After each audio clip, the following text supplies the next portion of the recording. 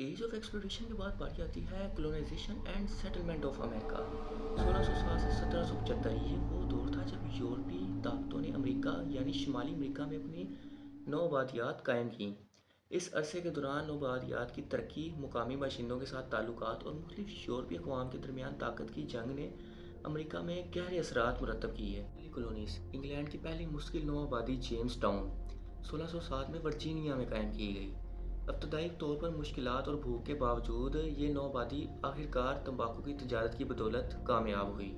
Flower और pilgrims 1620 puritan मजहबी पनाह गज़ीन जो मजहबी आज़ादी की तलाश में थे 1620 में फ्लावर जहाज़ पर सफ़र करके मौजूदा मैसाचुसेट्स में उतरे और प्लिमथ नौ आबादी कायम की। नौ आबादियात की तश्कील 1607 से 1733 तक बरतानिया ने मशरक़ी साहिल पर 13 नौ आबादियात कायम की।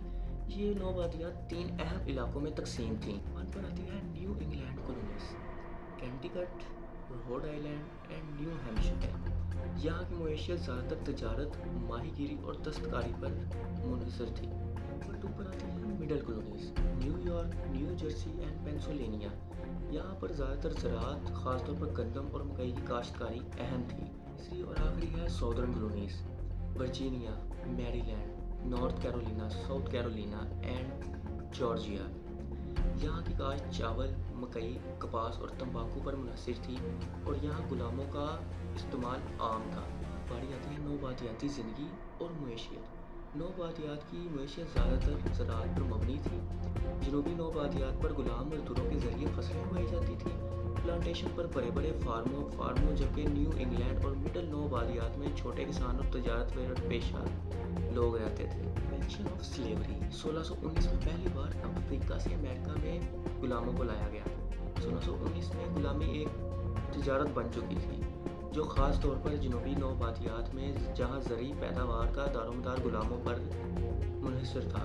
बारी आती है मुकामी अमरीकियों से ताल्लुकात। यूरोपीय नौआबादियों और मुकामी अमरीकियों के दरमियान ताल्लुकात इब्तदा में तजारती थे। वक्त के साथ साथ ज़मीन और वसाइल पर कब्जे की वजह से झड़पें शुरू हो गईं। बहुत सी जंगें भी हुईं जिनमें मुकामी कबाइल को पीछे हटना पड़ा या इन कबाइल की आबादी पर कमी वाज़िया हो गई। और समाजी तरक्की, हाँ, इनमें कुछ पॉजिटिव चीज़ें भी थीं, जैसे कुछ नौआबादियात यूरोपियों ने अमेरिका में मज़हब की बुनियाद पर की, जैसे न्यू इंग्लैंड की नौआबादियात में प्योरिटन और दूसरे मजहबी ग्रुपों को अपनी मर्ज़ी से इबादत करने का मौका मिला। वो जब चाहे और जब मर्ज़ी उनका दिल करे वो इबादत कर सकते थे। बारी आती है खुद मुख्तारी की जंग, जिदोजहद। बरतानवी नौआबादियात ने अपनी मुकामी हुकूमतें बनाई, जैसे वर्जीनिया जो अमेरिका की पहली मुंतखब असम्बली थी, हाउस ऑफ बर्केसिस। इस तरह के इदारे नौआबादियाती खुद मुख्तारी की आबादी शक्लें थीं। इस तरह के इदारे नौआबादियाती खुद मुख्तारी की इब्तदाई शक्लें थीं। बारी आती है तजारत और कवानीन की। बरतानिया ने नौआबादियात पर मुख्तलिफ कवानीन नाफिज किए, जैसे नेविगेशन एक्ट्स, जिसके तहत नौआबादियात की सिर्फ बरतानवी जहाज़ों के जरिए तजारत करने का हुक्म था। ये कवानीन नौआबादियाती मईशत को कंट्रोल में रखने के लिए बनाए गए थे। बारी आती है वॉर्स एंड कॉन्फ्लिक्ट्स 1754 टू 1763। ये वो दौर था जब बरतानिया और फ्रांस के दरमियान जंग हुई।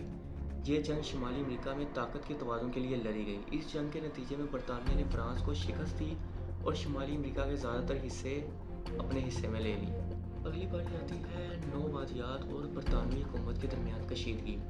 जंग के बाद बरतानवी हुकूमत ने नौआबादियात पर काफ़ी ज़्यादा टैक्सेस आयद कर दिए, जैसे कि स्टैम्प एक्ट और टी एक्ट। इन एक्ट्स को लेकर बरतानिया और नौआबादियात में काफ़ी कशीदगी बढ़ी और यूं आज़ादी की तहरीक जारी हुई।